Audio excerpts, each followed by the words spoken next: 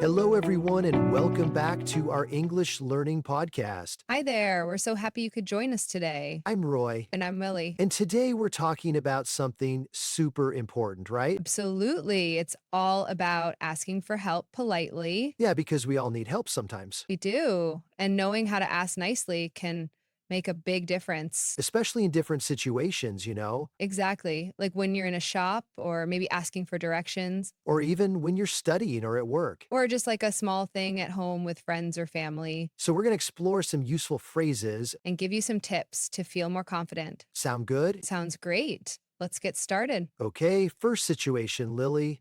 Imagine you're in a clothes shop All right. I'm picturing it. Lots of clothes. and you're looking for a particular size, but you can't find it. Oh, that happens all the time. What's a polite way to ask a shop assistant for help? Well, first I try to make eye contact, Good idea. Shows you're about to speak to them. Then I'd say, "Excuse me." Perfect start. Excuse me is key. And then maybe, "Could you help me, please?" Simple, polite, and clear. I like it.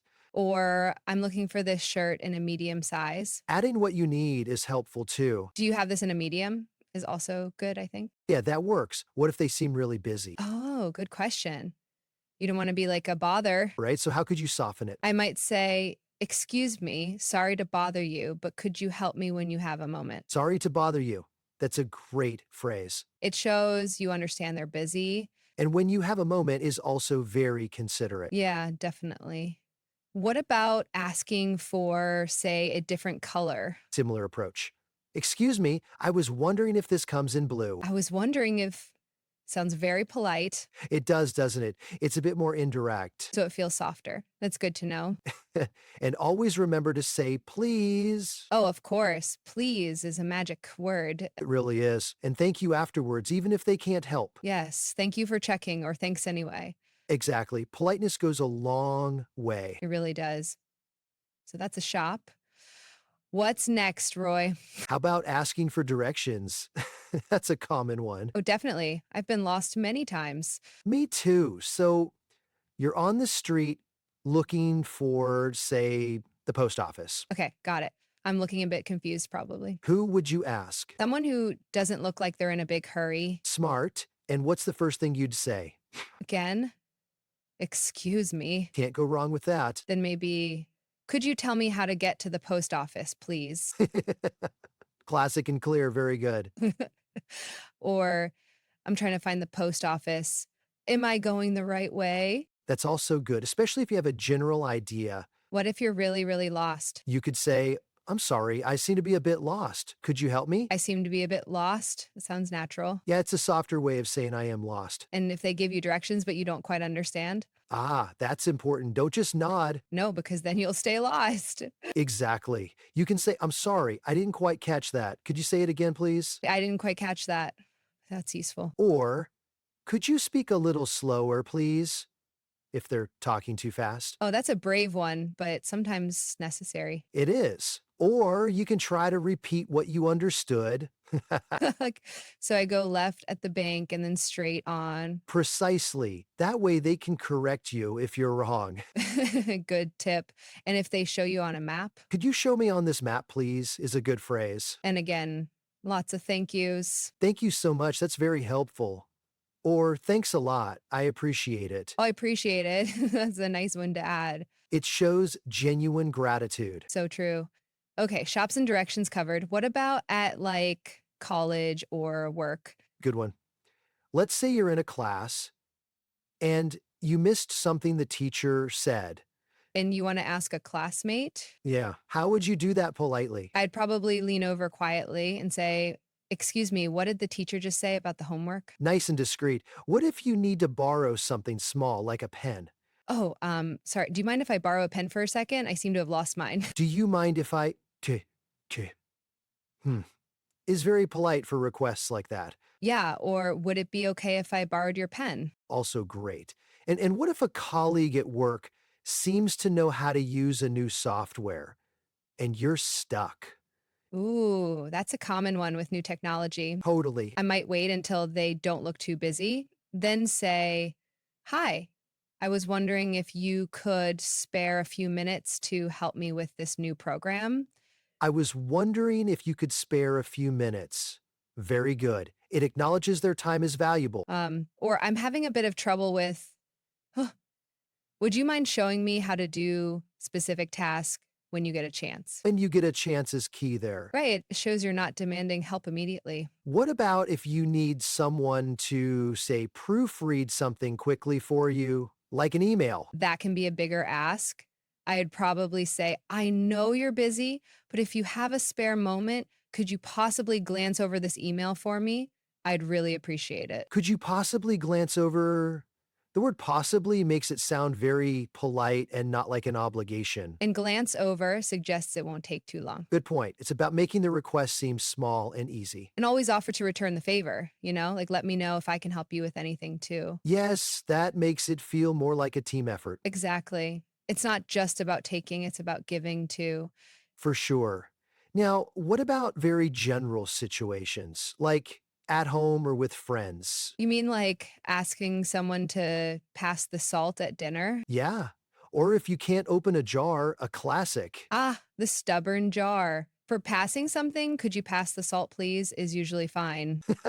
Simple and effective. Or even just salt, please, with a polite tone if it's very informal with family. True, context matters. But for the jar, I'd probably say, oh, this jar is impossible. Would you mind giving it a try for me? would you mind giving it a try? That's nice and casual. Or I can't seem to open this. Could you help me out? Help me out is a friendly, informal phrase. What if you need help reaching something on a high shelf? You could say, "Excuse me, I'm a bit short for that. Could you possibly grab that for me?" Could you possibly grab that for me? No. Or, "Would you be able to reach that book on the top shelf for me, please?" Would you be able to? Sounds good too. The key is often could you, would you, or would you mind? Those are like the magic phrases for politeness. They really are. They make the request sound less like a demand. And more like a request. Exactly. What if someone offers to help you before you even ask? Oh, like if I'm struggling with a heavy bag and someone says, "Can I help you with that?" Yes, precisely. Then a warm, "Oh, that would be wonderful. Thank you so much," is good if you want the help. That would be wonderful. I like that. Or, "Yes, please, if you wouldn't mind. That's very kind of you." Adding "that's very kind of you" is a lovely touch. And if you don't need help, A polite refusal is important too. "Oh, thank you for offering, but I think I've got it." or "That's very kind, but I'm okay, thanks." Yeah, always acknowledge their offer even if you decline. Good point. It's all about being considerate of others. It really is. So we've talked about "excuse me" as a good opener Yes, to get someone's attention politely. and using "please" and "thank you" non-negotiable. Absolutely essential. We mentioned "could you" and "would you" for requests. And I was wondering if for a softer approach. "Would you mind if I" or "would you mind helping me" are also top tier. Definitely. And sorry to bother you if someone looks busy. Or starting with "I'm sorry, but" can also work in that situation. True. Like, "I'm sorry, but do you know what time the bus arrives?" Perfect. What about when you're asking for information and you want to be extra polite? You could use, "Do you happen to know?" Ooh, I like that one. "Do you happen to know where the nearest ATM is?" Exactly. It sounds a bit like you're acknowledging they might not know, so it's less direct. That's a very subtle but effective one. Makes it easy for them to say, "I don't know," without feeling bad. Yeah, totally. It's less Yeah. pressure. Another one is, "I'd be grateful if you could," for a slightly more formal request for help. Ooh, grateful. That's a strong word. I'd be grateful if you could look over my report. Yes, perhaps for a bigger favor from a colleague. That makes sense. So it's about choosing the right level of formality too, Absolutely. Asking your best friend to pass the remote is different from asking your boss for help with a project. for sure. With a friend, you might just say, "Can you chuck me the remote?" if you're very casual. Right, but "chuck me" is definitely not for the boss. No way. With the boss, it's more like, "Would you have a moment to discuss the quarterly report? I need some guidance." Guidance is a good word there, instead of just "help." Sounds more professional. Good point. So thinking about the specific words matters. It does, and your tone of voice is also a huge part of being polite. Oh, definitely. You can say all the right words, but if you sound annoyed, It won't come across as polite at all. so a friendly, warm tone is important. And a little smile if you're face to face. Yes, a smile can make a big difference. So let's quickly recap some of those useful phrases. For getting attention, Excuse me? Or, pardon me, good one. For making the request, could you please, would you mind? I was wondering if you could. excellent. If they are busy, Sorry to bother you, but, or when you have a moment. great. And after they help, Thank you so much. That's very helpful. I really appreciate it. perfect. What if you didn't understand something they said when helping? I'm sorry, I didn't quite catch that. Or could you please repeat that? Spot on. Learners should try to practice these, maybe even role play them. That's a great idea. Practicing with a friend can make you feel much more comfortable. And remember, it's okay to make mistakes. People are usually happy to help. That's so true. Most people are kind and understanding. Especially if you're making an effort to be polite in their language. They'll appreciate that effort for sure. So don't be afraid to ask for help. It's a part of learning and living, Couldn't agree more. Being brave enough to ask is a skill in itself. and being polite just makes the whole interaction smoother and more pleasant for everyone. Yeah, it builds positive connections. Any final tips, Lily, for our listeners about asking for help? I'd say be clear about what you need help with. It makes it easier for the other person. That's a very practical tip. Don't make them guess too much. Yeah.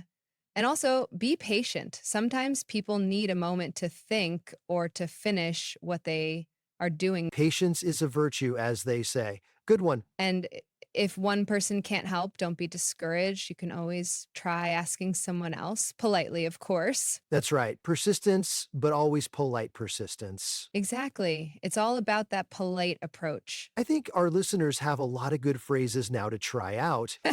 I hope so. It's all about practice. So next time you're in a shop or lost or need a hand with something, Remember these tips and give it a go. you might be surprised how helpful people can be. You really might. It can even lead to nice conversations. That's a bonus, making connections. Yeah, all from just asking for a little help. So I think that about wraps up our main discussion on asking for help politely. It's a good chat, Roy. Lots of useful stuff.